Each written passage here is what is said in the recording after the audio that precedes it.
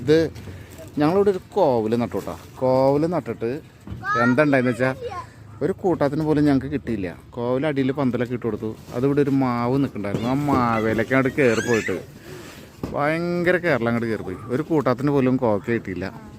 കഴിഞ്ഞല്ല ഞങ്ങൾക്ക് കിട്ടിയായിരുന്നു കേട്ടോ അടിയിൽ പന്തലിൽ നിന്ന്. ഇന്ന് രാവിലെ പള്ളിയിലൊക്കെ പോയിട്ട് വന്നിട്ട് എന്തൊരു ചെയ്താന്ന് വെച്ച് കഴിഞ്ഞാൽ കോവയ്ക്ക് മുകളിൽ കിടന്ന് കണ്ടിട്ട് കൊതിയായി.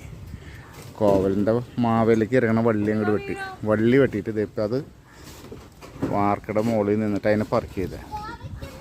അതിനെ വലിച്ച് പറിച്ചപ്പോൾ ആവശ്യം പോലെ കോവയ്ക്ക. എന്താ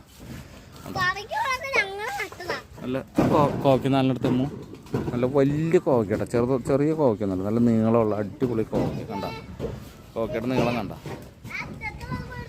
അങ്ങനെ ആവശ്യം പോലെ കോവയ്ക്ക കണ്ട കിടക്കണണ്ട. അപ്പോൾ രണ്ടുപേര് ഭയങ്കര പറക്കലാണ് വാർക്ക പുറത്തവിടെ. മുകളിൽ നിന്ന് കണ്ട പഴുത്തിട്ട് ആ ഷീറ്റിൻ്റെ മുകളിലേക്ക് വീണിട്ട് ചുവന്ന് കിടക്കണണ്ട. അപ്പോൾ ഷീറ്റിൻ്റെ മുകളിൽ ഇങ്ങനെ വീണ് കിടന്നിട്ട് ഷീറ്റ് തുരുമ്പ് പിടിക്കുക. അപ്പോൾ അത് കാരണം കൊണ്ടാണ് അതിനെ വെട്ടിയത്. വെട്ടിയപ്പോൾ ഇത് അടിപൊളി ഒരു കറിക്കുള്ള സാധനം. ഭയങ്കര കുലുക്കലും പറയുക കാണാവോ. ഒരു 1.5 പറയുക കോവയ്ക്ക.